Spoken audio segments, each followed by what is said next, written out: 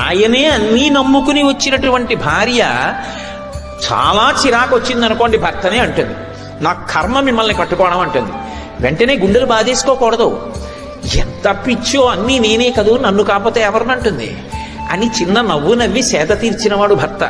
వెంటనే దాని వాక్యార్థం తీసుకుని మూతి తిప్పుకుంటే భర్త ఎందుకు అవుతాడు? భర్తృత్వానికి అర్హత లేనివాడు అవుతాడు.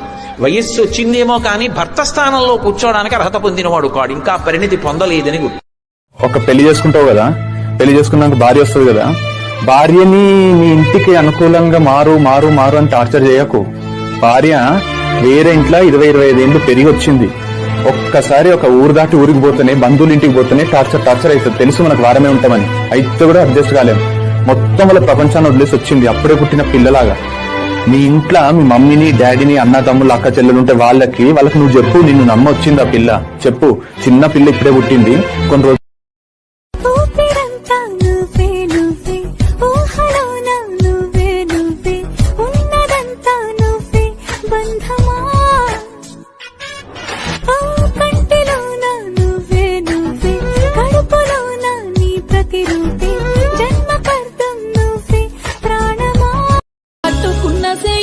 పెట్టబోకు, నమ్ముకున్న తోడు నడిమిట్ల జారద్దు. నువ్వు లేకపోతే నువ్వు అల్లాడిపోతే, నేను చూడకంటే నువ్వు తల్లాడిల్లినానే. అల్లాడి తల్లాడి పానమాగమాయే, మబ్బులిడినంక మనసు లేకమాయే. తగవులు రావద్దు, ఇడిపోయే మాటొద్దు, కట్టే కాలేదాకా కలిసి బతుకుడేనే. లోకమంత గూడి వేరు చెయ్యబోని, ఇడిపుము బాబా దేవుని తోడు. శివ పార్వతులారా ఆశీర్వదిస్తీరా, జంట బాయాని కవరములిస్తీరా, జంట బాయాని.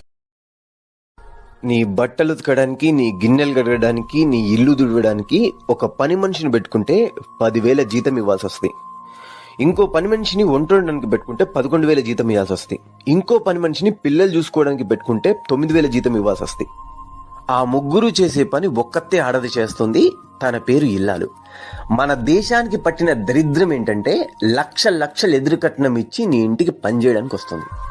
మళ్ళీ నువ్వు ఆ లక్షల కోసమే